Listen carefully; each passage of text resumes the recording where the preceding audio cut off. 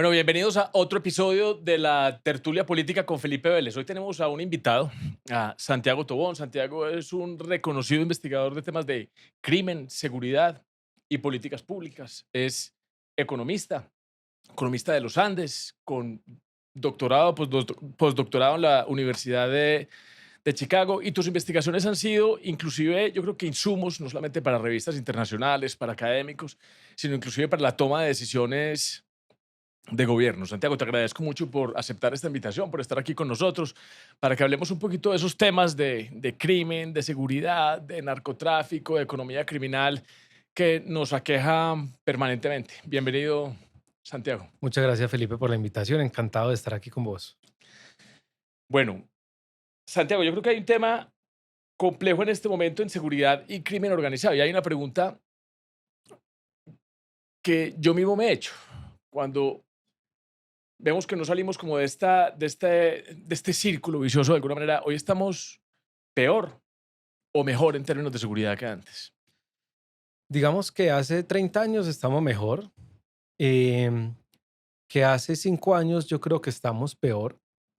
Y esto aplica tanto para contextos rurales, en donde al final, digamos que esas estructuras criminales que yo hoy no encuentro, digamos, razones para llamar ni siquiera al ELN como una organización insurgente, digamos, con una guerra política, más allá de que tal vez algunos de sus miembros la tengan, o algunas de estas disidencias de las FARC, más allá que algunos de sus miembros la tengan, creo que son organizaciones hoy dedicadas exclusivamente o casi que exclusivamente a actividades criminales.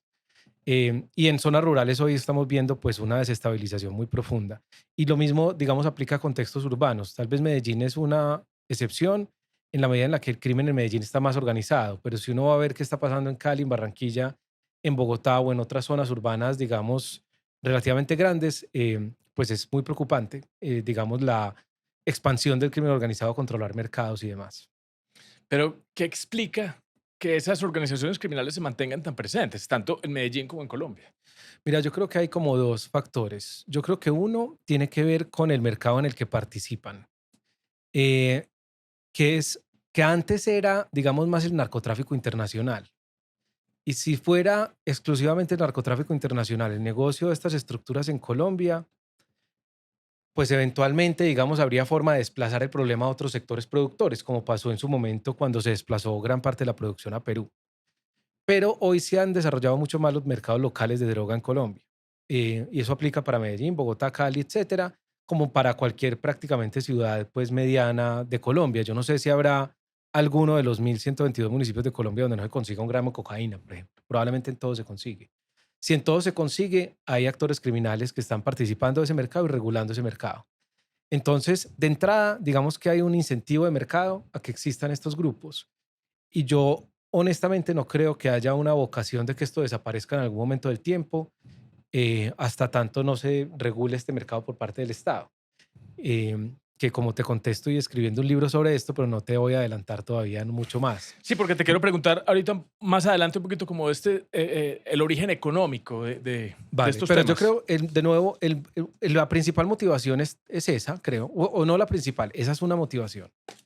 Y la segunda, que creo que se ha, digamos, manifestado muy explícitamente durante estos años de este gobierno nacional actual, tiene que ver con que los incentivos que ha generado el Estado para tratar de regular o reducir la incidencia de estos grupos en la violencia y en el control de los territorios han sido muy perversos. Y esto lo resumo tal vez con un ejemplo que de alguna manera yo creo que describe muy bien esto. No sé si recuerdas, seguramente sí, este momento en el cual algunos miembros de las disidencias de las FARC, que eran negociadores con el gobierno, que habían sido nombrados negociadores, fueron detenidos en una camioneta en Barbosa, saliendo hacia el nordeste antioqueño, y estaban allí no solamente ellos, sino otras personas que tenían orden de captura, que no eran negociadores, tenían armas, tenían oro, había menores de edad, Camionetas del Estado. camionetas del Estado. El ejército procedió a hacer unas capturas. Y lo que pasó, sí, lo siguiente que ocurrió fue que el gobierno, a los 20 días salieron las personas que estaban capturadas de la cárcel, los nombraron negociadores y al general del ejército que lideró ese proceso lo destituyeron y lo llamaron a calificar servicios. Entonces, esto, el mensaje que le manda una organización criminal es, usted puede hacer lo que quiera. que incluso si a mí me toca irme contra la fuerza pública, me voy contra la fuerza pública. Yo creo que eso ha deteriorado profundamente la situación de seguridad y orden público en Colombia, porque no tenemos digamos, un Estado capaz de confrontar y de generar una, digamos, amenaza creíble contra estas organizaciones. A esto se le suma, tal vez este es un tercer elemento, el debilitamiento tan profundo de la fuerza pública, tanto de policía como ejército y otras fuerzas, pues que han perdido gran parte de su liderazgo, gran parte de su presupuesto, y pues esto tiene consecuencias sin duda. Hay muchas cosas que decir de lo que dijiste. La primera, yo siento que es muy importante la dirección moral, porque cuando vos te estás jugando la vida, necesitas un respaldo jurídico. Mientras vos tomas esa decisión de sí o no, hay que saber si a uno lo van a estar respaldando. Yo creo que si uno no siente claro ese respaldo, yo creo que el actuar o la operatividad de la fuerza pública disminuye. Claro. Y la segunda es, yo tengo digamos, hay un entendimiento práctico que no sé qué tanto fundamento tenga en lo teórico, y hay un aumento de la producción de coca que ha hecho que ese superávit se vuelva como una especie de moneda, Ujú. una especie de moneda con la que le pagan a organizaciones criminales de más bajo rango, y ellos multiplican o lo vuelven utilidades rindiéndolo y envenenando a los jóvenes. O sea, para que eso sea negocio tienen que hacer que nuestros jóvenes se vuelvan adictos, entonces el negocio cambió, ya no es solo de exportaciones, sino de consumo interno. Yo quisiera como que me validaras esa teoría, y te dejo una pregunta también para desarrollar, y es, hablar del tema de la economía criminal. Y te adelanto aquí una pregunta. ¿Nosotros podríamos resolver ese tema o se debe resolver desde la demanda? Es decir, deberían ser los Estados Unidos o Europa los que legalizaran primero. Si nosotros legalizamos, hacemos algo en el mercado. Buena pregunta. Mira, lo primero es, si ha cambiado mucho la dinámica, digamos, como este tránsito de exportación hacia consumo interno o incluso exportación hacia otras ciudades de América Latina, más que los grandes mercados, digamos, americano y europeo. Eso ha generado un patrón como el que mencionabas, en donde pues básicamente la coca es moneda de cambio. Eso siempre ha sido así, pero hoy pues más que antes, porque hoy hay mucha más. Em, una de las razones por las cuales los cultivos crecieron tanto está muy bien documentada en un estudio que hicieron Daniel Mejía, Juan Fernando Vargas y Mauno Prem, en donde documentan cómo los incentivos que se generaron en la negociación del punto de drogas en el acuerdo con las FARC, en donde se prometieron incentivos materiales para las personas que tuvieran cultivos, pues derivaron en un incentivo a que hubiera más cultivos. Y se ha agravado con este gobierno porque el gobierno pues básicamente le ha dado la espalda al ejercicio de control territorial en las zonas en donde pues se producen, pues están los cultivos y se produce la base y la pasta y el clorhidrato. Eh, Otro elemento allí tiene que ver con también como una racionalidad por parte de los grupos criminales respecto al riesgo asociado a la exportación, por ejemplo, de cocaína hacia Estados Unidos. Entonces, si yo lidero una organización narcotraficante que estoy exportando cocaína a Estados Unidos, un gramo de cocaína, digamos, en Estados Unidos puede estar costando $120 en la calle. Un gramo de cocaína aquí en Medellín puede estar alrededor de $5. En zonas de producción probablemente mucho menos. Antes, en la época del cartel de Cali, pues mucho de ese valor agregado lo recibían en Colombia los carteles. Hoy hay un rol mucho más importante de otras organizaciones como el Clan del Golfo en Colombia, pues o en el contexto de Colombia, comparado con los grupos, por ejemplo, de Medellín, y principalmente, por ejemplo, carteles mexicanos o grupos brasileños y demás que ya participan de una manera más activa en el proceso de transporte y demás. Eso hace que llegue mucho menos de esos $120 acá. Y, y el riesgo que se asume es la extradición a Estados Unidos. Entonces muchos grupos han decidido, vea, yo prefiero venderlo aquí, en Colombia, por ejemplo, y no asumo el riesgo de extradición, gano menos, pero el riesgo mucho menor. O prefiero venderlo en Santiago de Chile o en Buenos Aires o en Montevideo, en donde el riesgo de extradición es menor y gano bastante, más que O si lo para vendo en exportar a Colombia, Estados Unidos lo vendo a un intermediario, que son, por digamos, ejemplo, los que asumen carteles otros riesgos. mexicanos. Sí. Ok. Entonces, eso ha generado muchos cambios, digamos, en esa dinámica. Ahora, frente a la pregunta del proceso de legalización, yo creo que Colombia no sería conveniente que Colombia legalice unilateralmente, por ejemplo, la cocaína, porque es el principal productor. Entonces, yo creo que esto tendría unas consecuencias geopolíticas muy complejas para Colombia y creo además que podría generar un choque de oferta tan grande en Colombia que efectivamente mueva la demanda hacia arriba. Es decir, muchos grupos probablemente decidirían más bien, pues de alguna manera, sacar su producto rápido en Colombia, eso podría generar un choque, digamos, pues de oferta tan grande que más personas lo terminen consumiendo. Creo que hay soluciones intermedias que permitan disciplinar el funcionamiento de estos mercados, como por ejemplo ocurre al final en las ciudades más desarrolladas del mundo. En Nueva York, por ejemplo, la violencia es más baja que hace 10 años. Las tasas de homicidio en Nueva York son muy bajitas, pero se consume más cocaína que hace 20 años. Entonces, allá lo que ocurrió fue que los mercados se disciplinaron, los grupos se disciplinaron y las autoridades terminan de alguna manera legalizando de facto, porque sin duda hay como una especie de tolerancia a que existan ciertos mercados en la medida en la que no sean violentos. Entonces, creo que, pues como para redondear, no creo conveniente legalizar unilateralmente, eh, y creo que habría que buscar caminos intermedios como los que de alguna manera hipócrita pues han encontrado los países más desarrollados. Bueno, ahorita me estabas hablando de la política de este gobierno frente al tema de los cultivos. Yo quisiera hablar de una política que ha sido, digamos, la más cacareada de este gobierno, que es el tema de la paz total.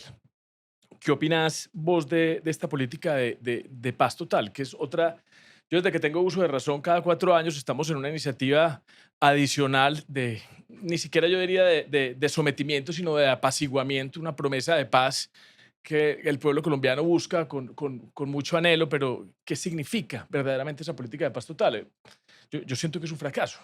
Yo coincido con vos con que es un fracaso, eh, entre otras cosas porque yo no encuentro honestamente, y esto pues te lo digo con, digamos, a partir de muchas entrevistas que hemos hecho con miembros de grupos criminales y demás, que haya un espacio de negociación tan explícito con organizaciones criminales. Es muy curioso porque cuando nosotros hemos hecho eventos acá, por ejemplo, en donde tocamos algunos de estos temas, los extranjeros, yo recuerdo una vez, Joana Monteiro, una investigadora brasilera que está basada en FGV en Río de Janeiro, o sea, es cercana a estos problemas de crimen organizado, o sea, no estamos hablando pues con un investigador, digamos, de Finlandia. Eh, a ella le parecía lo más exótico del mundo que estuviéramos hablando de negociación con estructuras criminales. Ella entiende, digamos, lo que tiene que ver con negociación con grupos insurgentes, porque, pues, por ejemplo, para las FARC estaba el incentivo de tener, por ejemplo, una representación en el Congreso, La representación política, que una era lo que representación buscaban, política, exacto, porque digamos de alguna tienen una manera. guerra política detrás. Pero si yo tengo un negocio que me está generando 100 millones de dólares mensuales, grupos que coordinan rutas, por ejemplo, en el Urabá, pueden estar recibiendo eso solo por esas rutas. ¿Cuál es el incentivo para yo entregar mi negocio? O grupos, te hablo, por ejemplo, en Medellín, yo he entrevistado pelados de combos que me dicen, nosotros vendemos 60 millones de pesos mensuales acá. Son básicamente los más ricos del barrio. No tienen ninguna orden de captura. Ellos me dicen, yo a cuento de qué voy a negociar con el Estado. Entonces yo entiendo el incentivo que tienen los líderes de grupos criminales, como las personas que están en la cárcel de Itagüí, para encontrar aquí un plan de salida, como un plan de retiro en donde pueden lavar parte de su dinero, salir antes de la cárcel. Pero esto detrás tiene decenas de miles de personas que participan de este negocio en Colombia, que no tienen investigaciones, no tienen órdenes de captura, luego no encuentro que tengan ninguna motivación para negociar. Y yo creo que digamos, causa más estructural del fracaso de la paz total no es ni siquiera que no tenga piso legal, digamos, que no lo tiene, sino que es la absoluta incomprensión de cómo funcionan los incentivos por parte del gobierno. Es decir, yo no puedo, por ejemplo, incentivar. De hecho, lo que puede terminar ocurriendo con cosas como lo que te contaba ahorita de Barbosa, pues lo que hablábamos de Barbosa, el del Nordeste Antioqueño, es incentivar al incumplimiento de las normas por Sí, parte que de se estos termine grupos. legitimando. Exactamente. O la O, subida, por ejemplo, de los líderes de las organizaciones criminales que lo subió el presidente Petro a una tarima y lo sacó de la cárcel con exacto. temas que ahora inclusive son es sujeto de O investigación. incluso, por ejemplo, cuando el gobierno decide a quién montar digamos, como en esta negociación de la paz total, esto podría generar un incentivo para que otros grupos que no fueron tenidos en cuenta traten de hacerse más visible, con más control territorial, con más violencia, para que el Estado los vea y los vincule. Entonces esto genera unos incentivos absolutamente perversos. Por eso creo que esta paz total, digamos, es un fracaso. Bueno, y en el tema de Medellín, ¿cómo ves hoy el tema de Medellín? ¿Qué tanto poder mantienen estas llamadas oficinas, esos liderazgos que se montaron en esa tarima frente a las estructuras barriales las amenazas que tenemos de que entren otras estructuras transnacionales, por ejemplo, como el Tren de Aragua o que tienen control más en lo rural, como el Clan del Golfo? Mira, la lectura que nosotros tenemos es que el crimen organizado en Medellín es hoy más poderoso que antes. Eh, pero es, digamos, diferente. ¿En qué sentido? En el sentido en que, por ejemplo, en la época de Escobar o incluso en la época de Berna, en donde ellos eran como quienes lideraban el crimen organizado en la ciudad, más allá de que Berna sí promovió como una especie de integración de los grupos, mientras que Escobar simplemente los contrataba como contratistas. En esa época las rentas estaban muy concentradas en la élite. Hoy eso ha transitado a que las rentas estén más distribuidas en toda la jerarquía.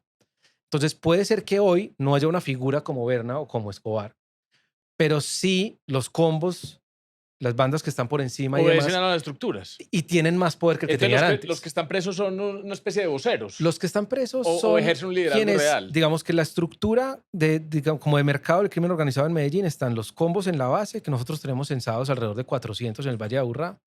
Por encima están lo que llamamos como bandas, o a veces ellos se refieren a estos grupos como razones.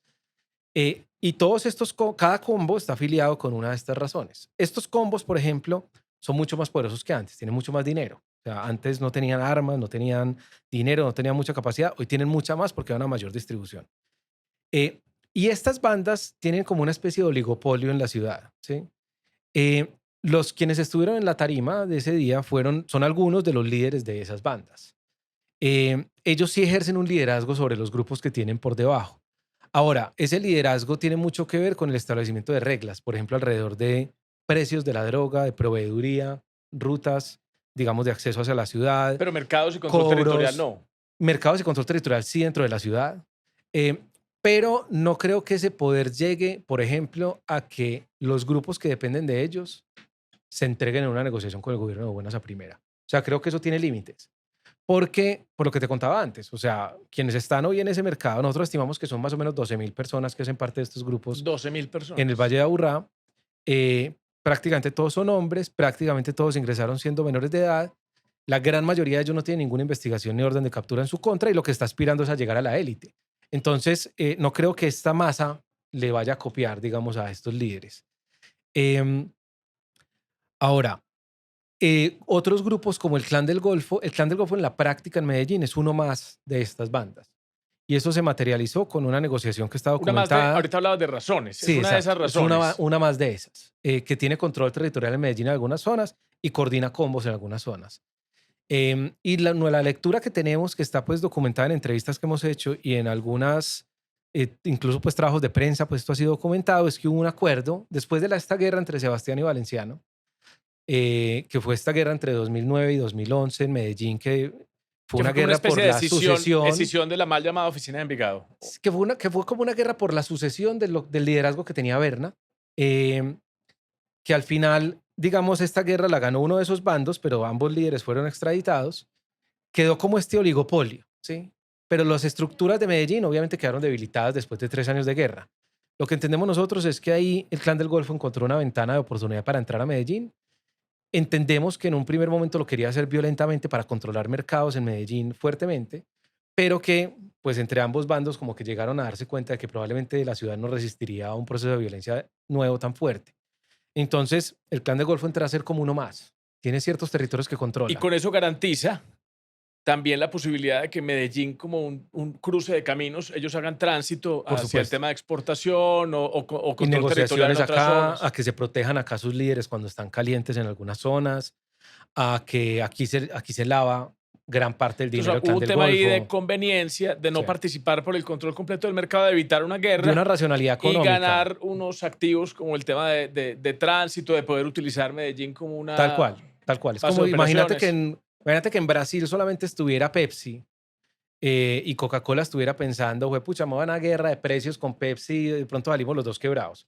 Más bien Pepsi, venga, pongámonos de acuerdo, nos ahorramos la guerra y entrégueme una parte del territorio, yo me quedo con eso, usted queda con el resto. Y los dos llegan a la racionalidad que ese es el mejor camino. De acuerdo. Ahora, frente a otros grupos como el Plan del Golfo y demás que se ha hablado en algunos momentos, nuestra lectura es que eso es poco probable que ocurra en Medellín, porque para bien o para mal, el crimen organizado está tan establecido que Medellín tiene como anticuerpos para protegerse frente a eso. Eh, y mientras, por ejemplo, mercados un poco más abiertos como Bogotá o como Barranquilla, eh, presentan más oportunidades para que un, digamos, outsider llegue a controlar territorio. Mercados más abiertos, discúlpame, en el sentido de Te que no hay interrumpo, un incumbent. pero es para poner un ejemplo, es como hablar del centro de Medellín. El centro de Medellín hoy es un mercado abierto en Medellín, Es un donde, mercado, digamos, cualquiera puede entrar, no hay un control territorial total. es un mercado con reglas diferentes, ¿sí? Reglas diferentes en el sentido en que la distribución no es del territorio como existe en otras zonas de Medellín, en donde hay comunas enteras que controlan ciertas de estas bandas o razones. El centro es más como cuadra a cuadra, ¿sí? Pero de ahí a que haya, digamos, la posibilidad de que, pero más allá de eso, esa cuadra a cuadra de todas formas está coordinada por estas bandas o razones. Entonces, aquí se ha hablado mucho del ingreso de venezolanos. Sé y he visto pues entrevistas recientes en donde esto se ha mencionado. Nosotros, con base en la información que tenemos de estructuras de Medellín y entrevistas, creemos que esto no es realista. Puede ser que haya, sin duda hay personas venezolanas, por ejemplo, que participan de este negocio, pero de ahí a que estén controlando territorio en alguna zona como el centro de Medellín, no creo. Lo que creo es más, por ejemplo, como ocurre en Bogotá o en Barranquilla, que es una zona donde no hay como un incumbent, no hay nadie que esté controlando ese mercado, es más fácil que entren. Pero aquí en Medellín, básicamente desde hace mucho tiempo, desde la época de Berna, no le queda un metro cuadrado a alguien que sea como un outsider para llegar. Entonces aquí no hay riesgos de que entremos en ciclos de violencia más complicados. Yo no creo. Yo creo que hay riesgos de O que si haya. removemos, y te complemento la pregunta, sí, si intentamos atacar el problema de raíz, se pueden generar unos ciclos de violencia Sí, complejos. es posible. Y es posible, por ejemplo, que si se extraditara, por ejemplo, a líderes muy importantes de estos grupos, que los desconectaría como de su liderazgo acá, eso genera unas guerras internas por sucesiones que puedan detonar conflictos. Pero, pero hablar, por ejemplo, de una guerra abierta en Medellín por control territorial, yo creo que no es muy realista hoy. Pero sí hay hoy, pues de hecho ha habido en la Comuna 13, en Robledo, también en Manrique, en Aranjuez. Por ejemplo, en Manrique, Aranjuez y el Popular ha subido mucho la violencia este año, comparado con el año pasado.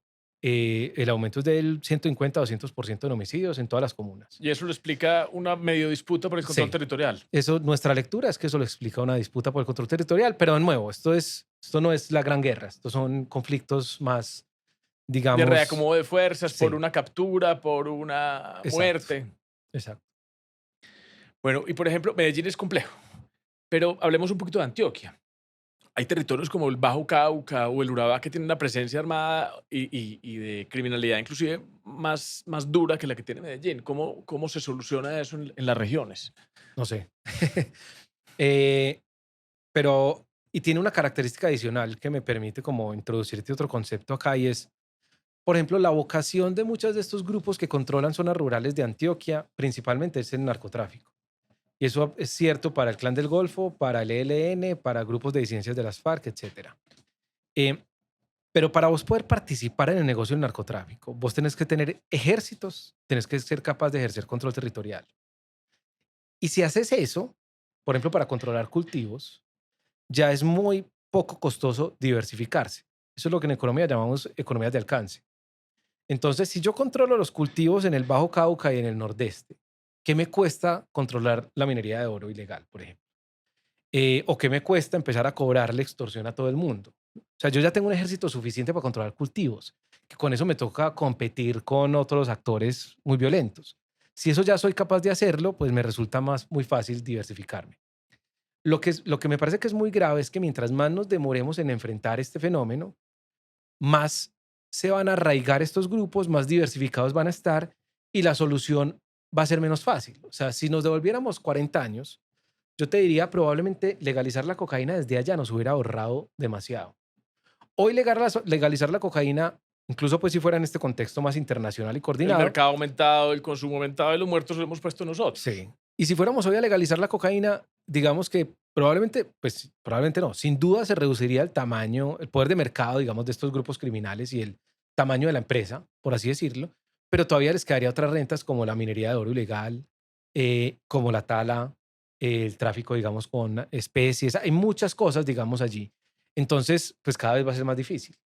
Pero hoy el contexto de Antioquia, volviendo a qué se puede hacer, yo creo sin duda que habría que actuar, pues habría que tener mucha más capacidad coercitiva por parte del Estado. O sea, esto sin helicópteros o con helicópteros sin gasolina, sin liderazgo en el ejército, en la policía y en las fuerzas, en las otras fuerzas militares, en la armada y en el, mm, y en la fuerza aérea, no, o sea, realmente no tenemos capacidad de confrontar a estos grupos. Es que yo, o sea, yo he hablado con personas, con autoridades locales en el Valle del Cauca, por ejemplo, que me dicen que en el sur del Valle del Cauca el ejército está haciendo rifas para pagar la gasolina de las motos.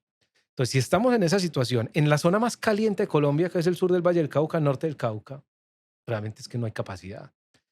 Mientras que los otros grupos están ingresando cientos de millones de dólares todos los meses. Entonces, por eso no es sorprendente. Tal vez viste, creo que en el norte de Santander hubo un ataque con drones por parte del ELN.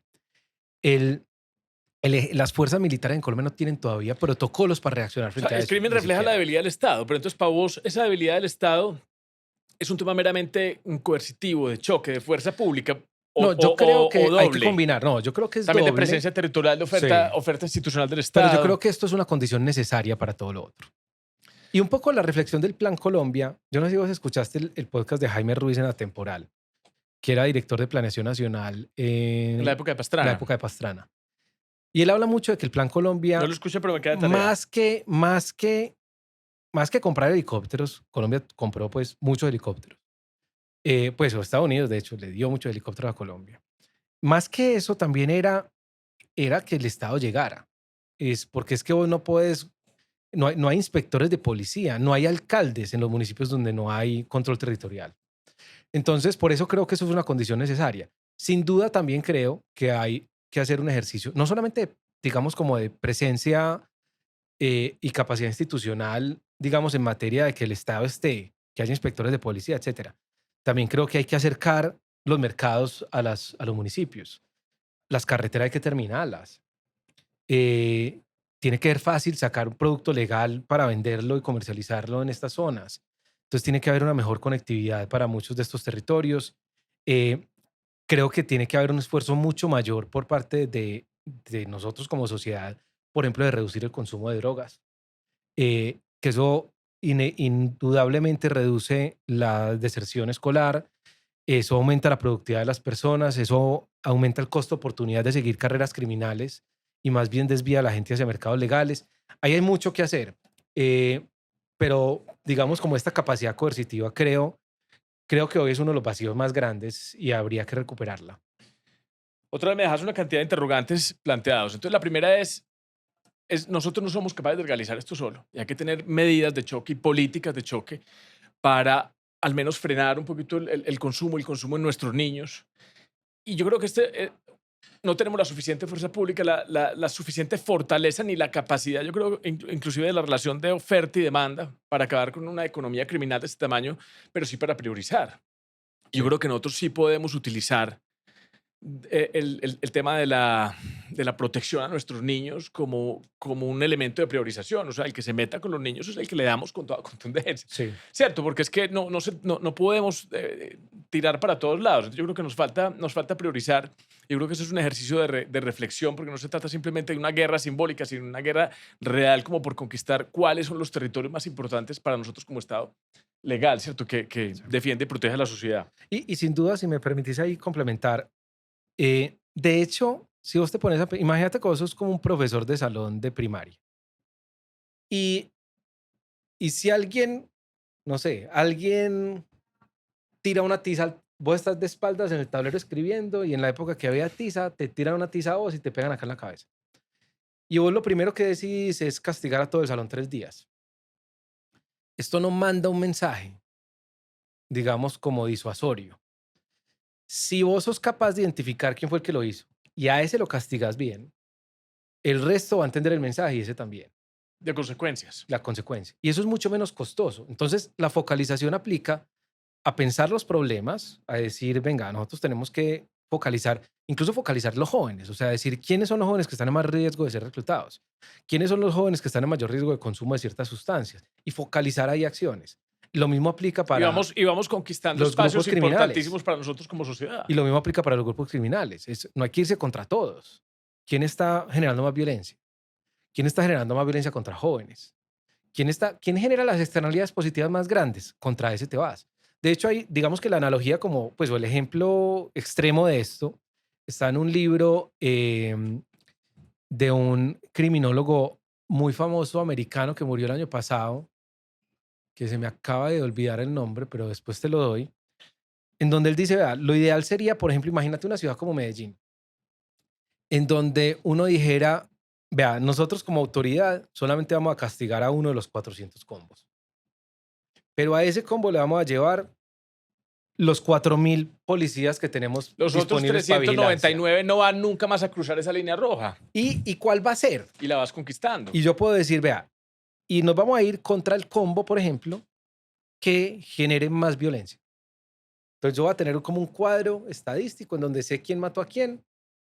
Si vos haces eso, el equilibrio que se deriva de ahí es que nadie mata a nadie, Le tengo ejemplos. porque nadie quiere ser el primero. Reclutamiento de menores, venderle drogas a menores de edad, Exacto. extorsión, y vamos conquistando Vender qué es, lo cierto más, tipo de drogas. qué es lo más importante hoy para nuestra Por sociedad. ejemplo, vender cierto tipo de drogas. Yo te digo, sin hacer apología al consumo en ningún momento. Yo me quedo más tranquilo si en una plaza están vendiendo marihuana e incluso cocaína, así están vendiendo fentanilo, por ejemplo. Entonces, ¿cuáles son los tipos de drogas que... Ahora, también preferiría, por ejemplo, que solo fuera marihuana, o tal vez ninguna. Si va a ser una, probablemente solo marihuana. Si van a ser dos, a lo mejor marihuana Yo y cocaína. escogería no Eh, meterme en esa no, está en el bien. inventario, sino en proteger a ese sector de la población que yo creo que es el que hay que proteger, porque hay que frenarse el aumento del consumo y es a los niños, Sí. ¿cierto? Y las próximas generaciones. Sí, no, yo creo que al final, o sea, inevitablemente toca priorizar. Y hay cosas que generan más externalidades negativas que otras, pero digamos que en principio yo creo que estamos ahí de acuerdo sin comprometerte sobre el inventario. Estamos hablando de... me tenés pensando en lo del inventario. Es que, sí, es que no somos capaces de hacer todo. Es como lo mismo del presupuesto público. Ojalá pudiéramos hacer todo lo que se puede hacer con el presupuesto público, pero no se puede. Entonces hay que escoger, porque no podemos hacer ni todo bien. Y yo creo que pasa lo mismo en términos de seguridad. Entonces estamos de acuerdo en número de efectivos, presencia real del Estado, inteligencia. Le metimos un nuevo elemento, que es la priorización. ¿Y no te parece que falta uno que es importante? Vos hablabas de coercibilidad, pero yo creo que es importante también, y lo dijiste en tu ejemplo del profesor, que haya una justicia efectiva, número de jueces, de fiscales, de investigación, de que efectivamente los procesos judiciales lleguen a un término, dentro de un término de tiempo considerable y haya justicia. De Nos acuerdo. falta ese elemento. Y de hecho, eso también tiene que ver con la priorización. Porque vos hoy, o sea, yo conozco, por ejemplo, candidatos hoy a la presidencia que quieren, no sé, que haya penas más largas, ¿sí? O que haya cadena perpetua por ciertos delitos. Que es populista, ¿cierto? Eso es populista. Eso no hay ninguna evidencia que sugiera que eso funciona. Y eso lo único que hace es saturar el sistema. Entonces, y te pongo un ejemplo muy puntual. Esto lo hicimos en un estudio que hicimos con Isabel Gutiérrez, mi esposa, hace unos años, en donde a partir de un trabajo cualitativo y con encuestas, con policías, con defensores públicos, con fiscales, con jueces, documentamos cuál es digamos, como el costo real de una captura, por ejemplo, por porte de marihuana. Y esto es, por lo menos, 12 horas de 2 patrulleros que tienen que ir a legalizar la captura. Está sacando 2 patrulleros de la calle para legalizar esa captura. En el proceso de legalización tenés defensores públicos, tenés un juez de control de garantías, tenés un fiscal. Cuando la marihuana llegó al último debate de su posible legalización, la policía se opuso. Nosotros estábamos trabajando en ese momento en la reforma de la policía junto con algunos otros colegas, incluida mi esposa. Y parte de lo que nosotros le decíamos a la policía es, hombre, esta sería la reforma policial más grande de la historia, que se legalice la marihuana. ¿Por qué? Porque le sacamos los datos. El año anterior había habido, creo que había sido 2019 o 20, había habido más de 17.000 capturas en Colombia por porte de cantidades bajas de marihuana. Esas 17.000 capturas multiplicadas por 2 y por 12, y esa es la cantidad de horas, hombre, de policía que se invirtieron en ese ejercicio. Eso sin contar... ¿Cuánto daba ese ejercicio aproximadamente? No me acuerdo, pero es una locura. O sea, imagínate quitarles ese trabajo a los policías. Y no solamente en eso. Entonces, Que es un tiempo que podríamos emplear con delitos priorizados. Sí. Absolutamente. Y es tiempo de los fiscales después acusando, y tiempo de los imputando, y tiempo de los jueces, y tiempo de todos. Al final, toca priorizar. Y priorizar pasa, por ejemplo, porque muchas cosas que son delito no deberían ser delito, porque posiblemente muchas cosas podrían tener penas de otra naturaleza. También hay mucha evidencia, por ejemplo, en Estados Unidos, en Europa y en Argentina, por ejemplo, de que el monitoreo electrónico es mucho menos costoso, mucho más costo efectivo porque tiene menos consecuencias para las personas, hay mucha menos reincidencia. En Estados Unidos hay muy buena evidencia, por ejemplo, de mecanismos de justicia restaurativa, mucha menos reincidencia. Aquí solo nos gusta encarcelar gente y mientras más tiempo mejor. Entonces la justicia nunca va a ser capaz de absorber esto. La resocialización en las cárceles, por ejemplo. Nosotros tenemos cárceles que tienen 400% de ocupación. En Río Hacha, por ejemplo, una cárcel que la temperatura promedio durante el año es como 35 grados. Y por cada cupo hay 4 presos. ¿Vos cómo resocializas ahí? La gente antes sale más brava a cometer más delitos, si es que no termina cometiendo más delitos adentro, porque si hay 4 presos por cada cupo, al final los grupos criminales terminan regulando el espacio adentro, las entradas al baño, las llamadas por teléfono, absolutamente todo. Entonces, digamos que el diseño La institucional que comodidad y la tenemos, estratificación. absolutamente, está diseñado para que no funcione. Y todo esto también pasa por priorizar. ¿Qué metemos en este pipeline, digamos, del sistema de justicia criminal para que esto pueda ser mucho más eficiente, para que tenga mejor información, etcétera? Yo mismo voy a plantearte una alternativa que va en contra de lo que acabo de decir de la priorización. Y digamos, uno entiende a la policía con el tema de las capturas por marihuana. Lo que pasa es que yo siento que ahí está, y hay que poner de principio, yo nunca he ejercido, pero yo estudié Derecho y es el bien jurídico que estás protegiendo. ¿Cierto? Yo creo que el bien jurídico ahí se lo tenés que dejar la propia persona, de alguna manera, en su propia responsabilidad, en su culpa exclusiva, Ujú, ¿cierto? De lo que está haciendo con ella misma. Pero me iría a otro delito, que es muy común también, y es el hurto. O sea, yo creo que sí hay que devolver una sensación, una percepción de seguridad de que es que el hurto es un delito. ujú. Entonces nos devolvemos a Medellín. Yo creo que en Medellín es necesario que haya una cárcel de sindicados para que la justicia no tenga que estar soltando a las personas que cometen hurto, hurtos simples, hurtos calificados. Repetidos. Pero yo creo que ahí entiende uno de pronto un poquito la visión de la policía en esa discusión, excluyéndolos de ese delito que tampoco estoy de acuerdo. Mejor dicho, estoy de acuerdo con vos en que no debería ser, pero sí en el hurto. A pesar de que se inviertan 2 policías, a pesar de que haya que acusarlos, a pesar de que haya que correr un juicio, que se requiera un fiscal, Mm. un juez, pero yo creo que al hurto le tenemos que devolver la consecuencia. ¿Cuál es tu opinión? Yo pienso, o sea, yo creo que sí, eh, pero también hay que hacerlo de una manera muy inteligente para que no consuma tantos recursos. Entonces, y te doy dos ejemplos. Uno es lo que han implementado en algunos estados de Estados Unidos, que por ejemplo son estas leyes de 3 strikes, que uno podría extender su aplicación a otros fenómenos. Entonces, por ejemplo, allí estos son, digamos, las sanciones van creciendo exponencialmente en la medida en la que se cometen de manera más repetida.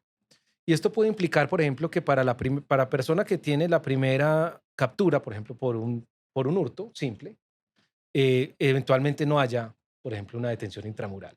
Eh, pero para la segunda, pues haya una más grande. Y para la tercera, mucho más grande. Y las consecuencias penales en materia, por ejemplo, de sentencias también crezcan así.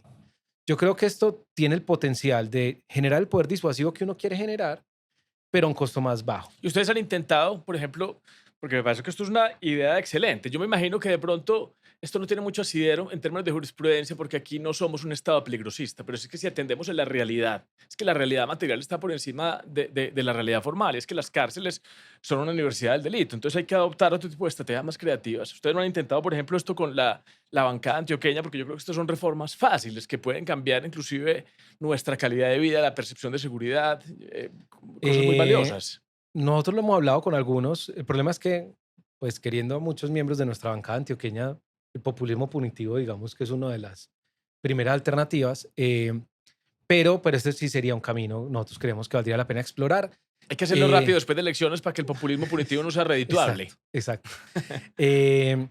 Porque además lo que mencionas, o sea, y esto también lo tenemos documentado nosotros con investigaciones, las personas, por ejemplo, que entran a un establecimiento carcelario o penitenciario por delitos diferentes a hurto, o por, digamos, hurtos cometidos en baja cantidad, si coinciden en el establecimiento con personas que podríamos llamar como los especialistas en hurtos que cometen más, tenemos documentado empíricamente ese proceso de aprendizaje. O sea, la gente aprende en la cárcel. Entonces, probablemente la persona que robó, pues no quiero tampoco hacer apología del hurto, pero que cometió su primer hurto por una motivación económica, ya tiene la amenaza de que la segunda va a ser más grave. Probablemente es mejor que no vaya ya a especializarse en hurto y que más bien se quede en la calle ya con el poder disuasivo que generan esta, Es digamos, que, es gradiente que de para posibles ganar sanciones. comodidades o estrato dentro de lo que pasa en nuestras cárceles, vos tenés razón, se va a tener que juntar con algún grupo, lo van a instrumentalizar Claro, o llega a y la cárcel. y va a salir y no va a poder encontrar Lo empleo. primero que te preguntan a vos si llegas a la cárcel de Bellavista, después de que pasas la reseña, es vos de dónde sos. Ah, yo soy de tal sector de Medellín. Listo, en tal sector está el grupo que controla esa zona. Entonces para allá te mandan. Y si vos llegás, lo primero que te preguntan es, si vos sos miembro del grupo, te están esperando y allá vas a tener celda y demás. Si no, usted tiene con qué vivir acá. Hay que pagar tanto. Si quiere dormir en una cama, tiene que pagar tanto si quiere tener una celda, tiene que pagar tanto y quiere entrar al baño tranquilo. Y si no tiene con qué pagar, trabaje. Entonces, de hecho, esa persona sale 3 años después o 4. Nadie le va a dar trabajo porque nosotros tenemos un sistema, digamos, un mercado laboral que sanciona mucho estas cosas. Eh, y además ya tiene trabajo en el sector ilegal, porque pues, ¿qué más va a hacer? El que dice, pues esta gente que me ayuda en la cárcel, con ellos sigo. Entonces, esta es la fórmula para el desastre. Lo otro que es muy importante con el hurto es pensar esto muy inteligentemente y es que, por ejemplo, en una ciudad como Medellín, el hurto no, típicamente no es una actividad desligada de las estructuras criminales. Aquí hay zonas donde se puede robar y zonas donde no. Se puede robar en el centro, en el poblado, en Laureles. Robar en el territorio de otro combo tiene unas consecuencias, por ejemplo. Y cuando vos vas a robar, vos tenés que decirle a tu jefe que vas a robar y tenés que pagarle parte de eso, porque a cambio de ese tributo que pagás, te protegen, por ejemplo, si estás en la cárcel, te ponen abogado. Pero si vos no haces nada, después te castigan más. Entonces, el hurto hay que abordarlo en toda su cadena. ¿Cuáles son los grupos más especializados en eso? Vamos tras ellos. ¿En dónde se venden? ¿Cuánta intervención hay en la valladera? No sé.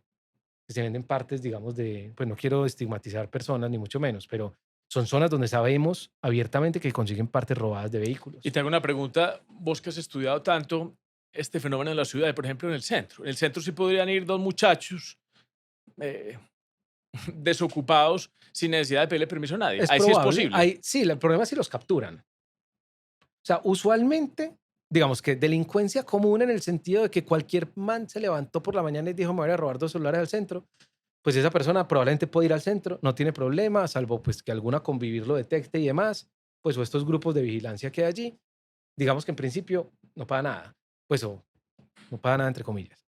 Si es un miembro de combo, esa persona tiene que reportarle a su jefe, pues, porque si no si lo capturan, digamos, de nuevo no lo ayudan. Si él dice, yo me voy a robar 5 celulares, a usted le doy dos, probablemente no pasa nada Pues, si lo pero capturan, lo vuelvo protegen, y te pues. digo, los muchachos que no van y no piden permiso, no pasa nada si los capturan porque los van a soltar. Y ellos Ah, saben. bueno, es probable también, sí, porque además no cabe la gente en las estaciones de policía ni en las cárceles. Bueno, vea, estamos de acuerdo en que se requiere un mayor pie de fuerza, que se necesita que haya más justicia, que haya una cárcel, sobre todo en Medellín, una cárcel para sindicados.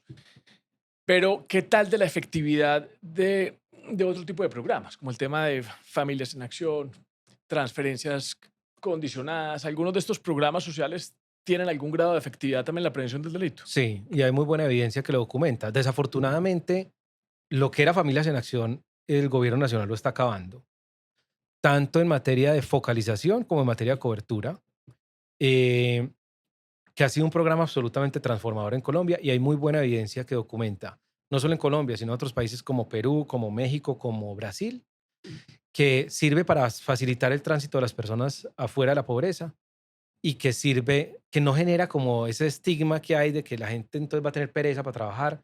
Hay muy poca evidencia de que eso ocurra y eso ocurre en ciertos casos O muy sea, pero Familias en específicos. Acción sí funciona como una transferencia temporal.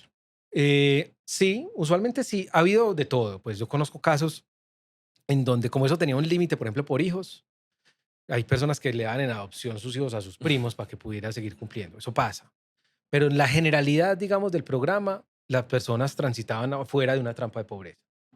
Eh, Y de pronto, yo sé que tenés muchos estudios en la cabeza, pero de pronto tenés en la mente algún porcentaje de éxito. no, eh, desafortunadamente no. Pero, por Pero la ejemplo, o sea, mayoría. tengo en la cabeza, por ejemplo, un estudio no en Colombia, en Bangladesh, en donde la transferencia no era dinero, sino activos, activos productivos, por ejemplo, una vaca, ¿sí? O creo que no era una vaca porque no sé si eran, o sea, allá son más musulmanes que hinduistas, no sé, pero ponele pues algo productivo del campo. Y el aumento, por ejemplo, en activos y en consumo de estos hogares, 5 años después, era del 30-40%. Y ya estaban realmente afuera y ya no necesitaban recibir ninguna transferencia adicional. También hay muy buena evidencia, por ejemplo, en Perú, que muestra cómo las transferencias condicionadas reducen el trabajo infantil y reducen la participación de jóvenes en la producción de coca en zonas cocaleras.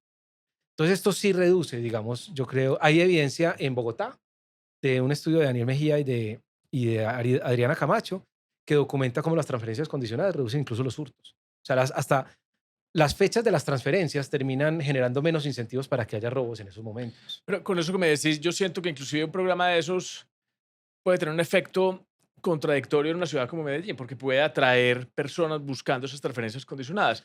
Y hoy existe la imposibilidad de que una ciudad invierta en otras regiones, porque sería muy importante que esas transferencias condicionadas o ese tipo de programas se dieran en las regiones para no seguir, digamos, impulsando la migración urbana. Sí, yo creo que eso de todas formas lleva como a otros dilemas, porque al final la migración hacia contextos más urbanos tiene una racionalidad económica. Es más fácil encontrar trabajo en Medellín que en un municipio de Antioquia. Eh, entonces, muchas veces eso responde incluso a eso. Ahora, obviamente se enfrentan a otro tipo de contexto, hay más competencia, todo.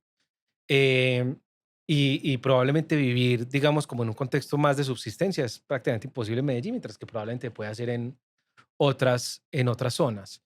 Eso habría que focalizarlo. O sea, yo no creo que, digamos, yo creo que transferencias condicionadas, bien focalizadas, funcionan. ¿Sí? Por ejemplo, si uno piensa en una transferencia condicionada para población vulnerable, pues probablemente Medellín tendría menos que Turbo y que Caucasia. Entonces, al final, no está generando ese incentivo. Si uno pensara, por ejemplo, en una transferencia condicionada específicamente para reducir la actividad criminal, que yo creo que era en alguna medida, Te iba a hacer esa pregunta, si pudieras el, recomendar una política social que previniera el delito. yo tengo ahí varias recomendaciones, pero antes de ir a la que creo que puede ser más importante, una la ato con la idea del Gobierno Nacional de Jóvenes en Paz, de decir, pues, entre comillas, pagar por no matar. Yo creo que esa idea no es mala per se. ¿Sí? Yo creo que habría ciertos casos, si eso está muy bien focalizado, podría ser útil para reducir, por ejemplo, ciertos delitos. Y muy bien focalizado me refiero a, por ejemplo, las personas que pasan por ejemplo, las personas que pagan una condena en un establecimiento penitenciario por un delito que tiene una motivación económica, que reciban una transferencia condicionada 6 meses o incluso no condicionada 6 meses después de salir, que es el momento de más alta probabilidad de reincidencia, podría facilitarle a esas personas llegar a un trabajo, si sea informal. Entonces yo creo que eso tendría sentido. Yo Eso, creo que no ya, tendría sentido, por ejemplo, dar una transferencia condicionada a una persona que es un violador sistemático. Tampoco creo que tenga sentido dar una transferencia condicionada a una persona que no ha cometido delito con la expectativa de que de pronto nunca lo cometa. O sea, yo creo que eso sería generar incentivos pero perversos. yo recuerdo que una política más o menos de la misma manera la aplicó Alonso Salazar y había evidencia en ese momento, yo no sé si mayoritaria, de que algunos de esos jóvenes con el dinero de esas transferencias se habían comprado armas, ¿cierto? No solo eso, por ejemplo, en Medellín parte de lo que pasó fue que los líderes de los combos decidían quién iba al programa y quién no, y le cobraban la mitad. Eh, habría que evaluarlo. O sea, coincido con vos, esto no es una receta, digamos. Esto habría que evaluarlo y pensar cómo podría funcionar. Ahora, si vos me decís escoja una política social para implementar de manera tal que digamos que se prevengan estos fenómenos. Nosotros ahorita estamos trabajando en un proyecto, digamos, de largo plazo de prevención de reclutamiento de menores, que uno podría extenderlo a otros fenómenos. Y en este, digamos, proyecto lo que estamos haciendo en una primera fase es hacer encuestas en colegios de niños desde, digamos, de grados bajos, sexto, séptimo, octavo, que es como antes de que se dispare la deserción y demás. La deserción de secundaria a media técnica. La deserción se dispara en noveno. Hoy, Ok. digamos que hay también deserción, pues antes y demás, pero que en principio la deserción más, digamos que más aguda es en noveno, que es hasta donde llega la educación obligatoria en Colombia. Estamos encuestando a estos niños para identificar a partir de juegos el interés que tienen ellos de ingresar a un combo, por ejemplo, o de seguir una carrera criminal, incluso antes de que lo hagan. Y a esos chicos que identificamos ese interés, le estamos ofreciendo programas que faciliten como una mejor comprensión de su futuro, que reduzca las barreras que, por ejemplo, muchos de estos chicos, esto vemos en los datos, son chicos que tienden a subestimar los retornos a la educación, creen que estudiar es más difícil, perdón, que estudiar no paga, tienden a identificar muchas barreras para acceder a la educación superior, por ejemplo, y terminar el colegio, incluso muchas más de las que existen en la práctica en la ciudad, cómo se accede a una beca, etcétera. Y tienden a ser como short-sighted, como que solo piensan en el corto plazo. Entonces nosotros diseñamos un Por programa temas familiares, por tema ¿cierto? familiar o por haber visto morir Y muchos sabes, jóvenes, y por qué pena muchas te hago una razones. interpelación corta, ¿sabes? Yo siempre hago esa pregunta intentando entender ese tema desde lo empírico y yo he encontrado un patrón. Y es que la gente que siempre logró algo, que trascendió, que se volvió exitoso, que hizo una carrera universitaria, que consiguió un gran puesto, que puede que inclusive siga viviendo en el barrio, ¿sabes? ¿Qué elemento en común tienen? Que en la casa siempre les dijeron que sí se podía. Sí, sí, o sea, yo creo que O sea, muchos chicos se casi que la encuentran, función, lo que estás diciendo es que el Estado ahora, la responsabilidad de volver a decir, venga, sí se puede. sí, e incluso a sus cuidadores, porque yo, o sea, Reexplicarles. nosotros conocemos cuidadores, pues hemos entrevistado en el marco de estos proyectos que no saben que el cena es gratis, por ejemplo. Y no es para juzgarlos, pues es simplemente que vienen también de un contexto donde la información no está. Entonces, a partir como de ese diagnóstico, diseñamos un programa para tratar de corregir esos problemas. Ese programa hoy hace parte de la estrategia Parceros de la alcaldía y nosotros colaboramos hoy con la alcaldía en la implementación del programa. Eh, yo creo que ese tipo de aproximaciones, no porque nosotros lo hayamos diseñado ni mucho menos, sino que creo que es mucho más costo efectivo tratar de llegarle, tratar de prevenir el problema antes de que materialice. Y creo que puede tener una extensión muy amplia. Por ejemplo, hoy estamos colaborando con la Secretaría de Educación para que, por ejemplo, en la nueva ronda de la encuesta que estamos haciendo hoy, no solamente documentemos el interés por entrar a un grupo criminal, sino, por ejemplo, los síntomas de depresión y ansiedad. Y a esos chicos darles programas de terapia O sea, sumarle cognitivo-conductual. ese componente de salud mental. ¿Eso es nuevo o eso siempre ha Esto es, existido y apenas lo estamos detectando, no, Santi? esto no es nuevo. O sea, digamos que la terapia cognitivo-conductual y su éxito para reducir, por ejemplo, la participación en actividades violentas es relativamente nuevo. Hace 10 años, digamos, que se ha venido documentando, principalmente por Christopher Bladman y algunos colegas en Liberia, eh, y por Jens Ludwig y algunos colegas suyos, Sarah Heller, Antes de pandemia.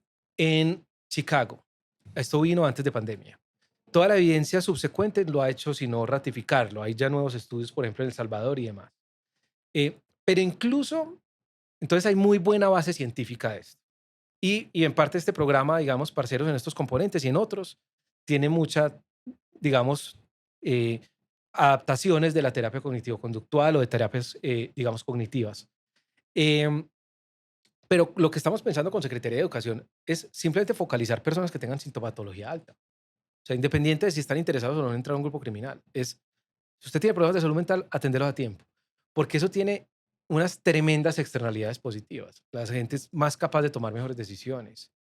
Eh, entonces, la deserción escolar debería reducirse. Si se reduce la deserción escolar, debería aumentar el costo de oportunidad de entrar a un grupo criminal. Si yo tengo mejores manejo de emociones, es menos probable que termine metido en un problema.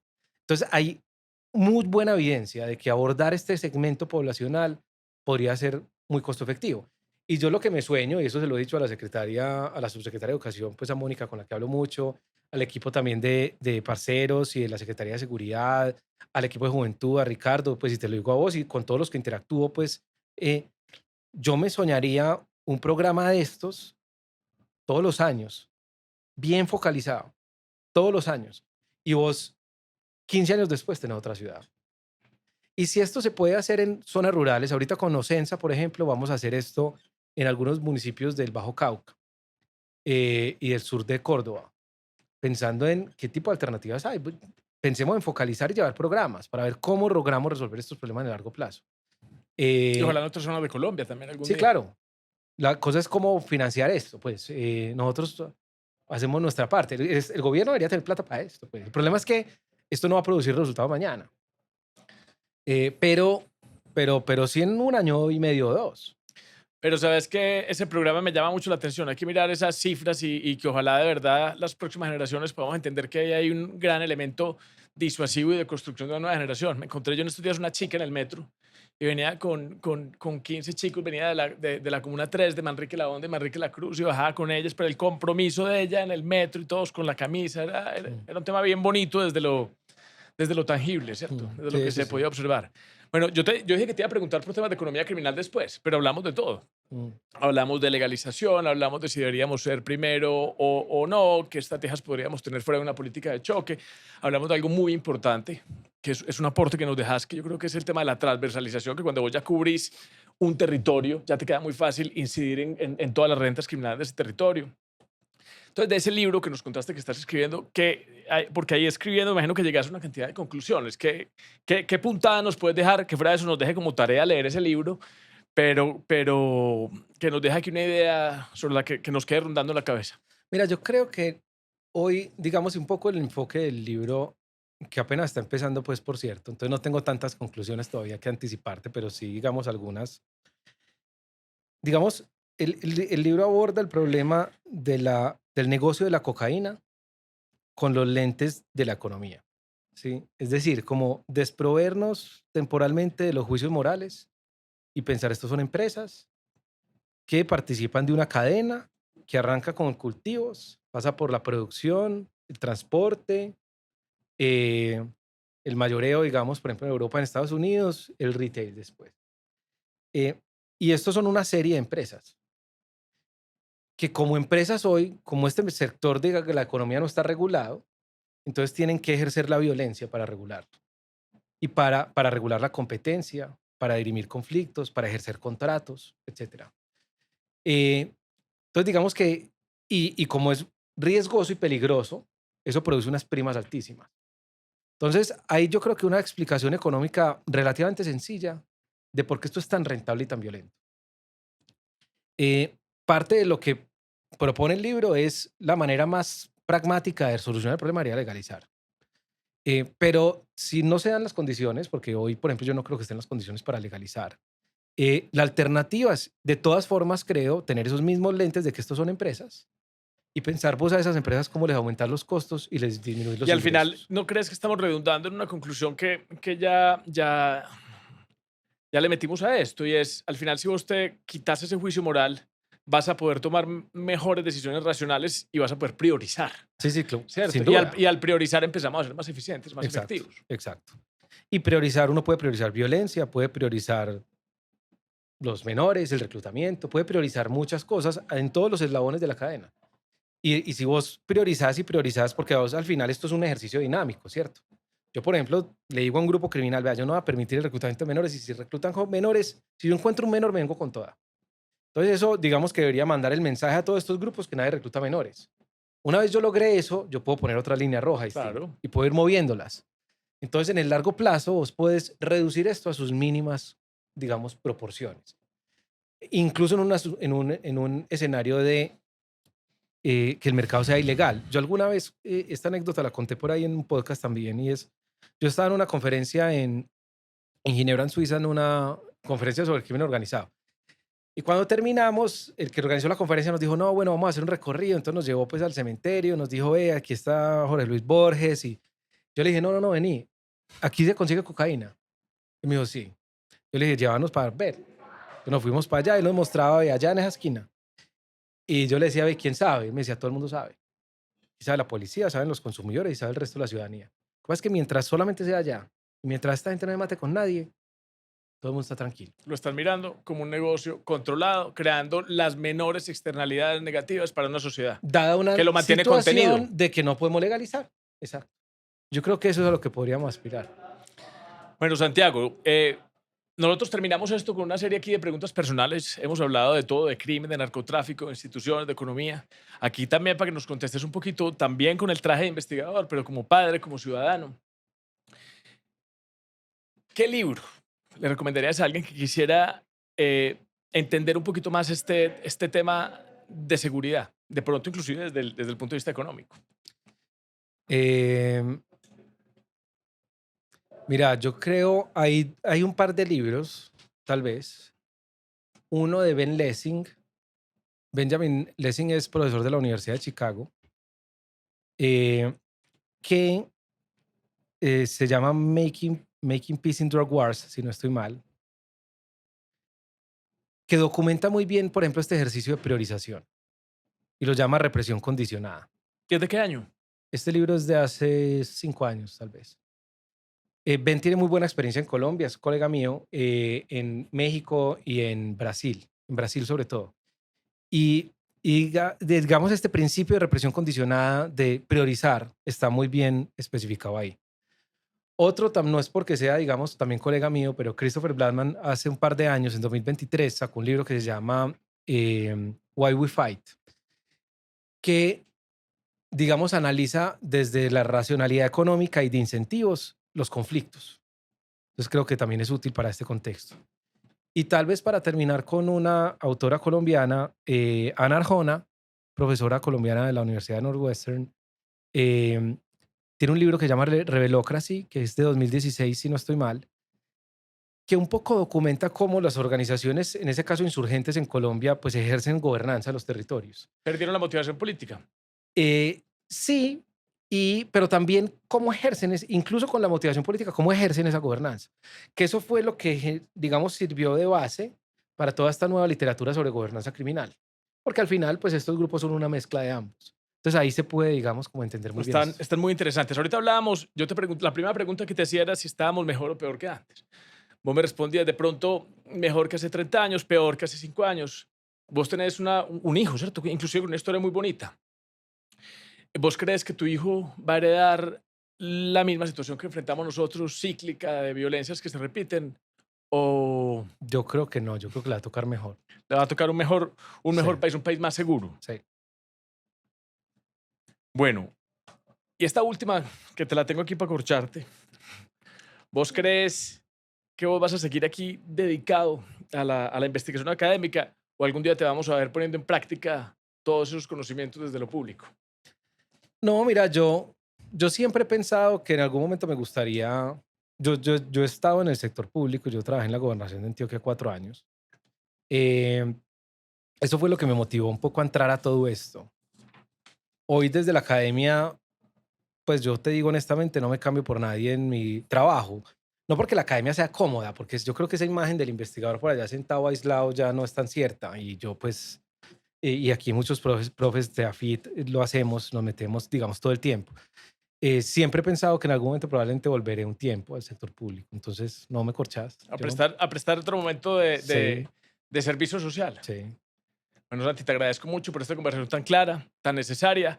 Muchas gracias a ustedes. Te agradezco mucho. Gracias, hermano. Muchas gracias.